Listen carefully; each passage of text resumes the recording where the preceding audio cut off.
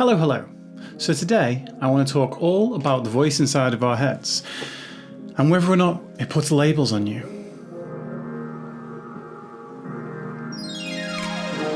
So this ought to be a really quick fire one, because all I want to talk about really is the difference between a label and an action.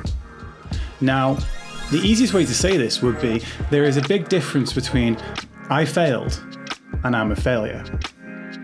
See, I failed means I messed this up, I didn't do as well as I could do, but next time I can go at it differently and I can do better. Whereas I'm a failure, it's a lot more definite, it's a lot more of a done deal. It means I failed at this and I'm going to continue to fail at things because I am intrinsically a failure. And if this resonates with you and that's the kind of label you place on yourself, I want you to think about what those labels do. By telling ourselves we are a failure or a bad person, or by saying things like, I'm just not a creative type of person, I'm not good at maths, I'm not good at science, I'm not good at music, I'm not good at languages. When we place those type of labels on ourselves, whenever we try to approach something else that falls within that category, we're going to immediately go into it feeling tense, feeling like we're ready to fail, and feeling like we want to give up. Whereas instead, if we go, right, I failed at this, how can I be better next time? What can I do to be better at this?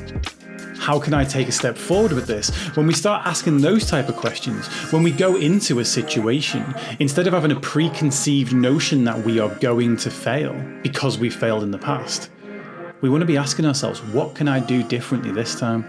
How can I approach this differently? Where can I learn from? YouTube has been a phenomenal place for me. It's been a great place to learn things. Over the whole lockdown period, I've learned how to have a Twitch channel. I've learned how to do things like put the color correction on videos like this.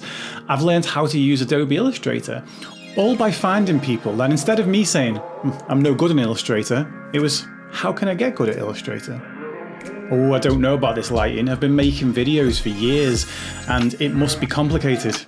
It's not that complicated. Watched a couple of videos.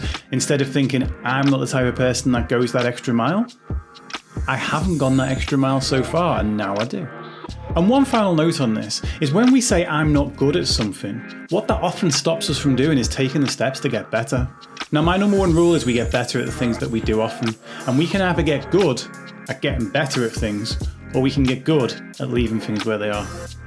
As always, I hope you've enjoyed this, and you can click here to subscribe to my channel, or if you want to watch another video about how to conquer that inner critic, you can click here for a video all about one of the worst questions you can be asking yourself. If you want to join me for a conversation about mental health, I stream live every Sunday night from 8 PM UK time on twitch.tv/mindset by Dave, which you can see the link for right here.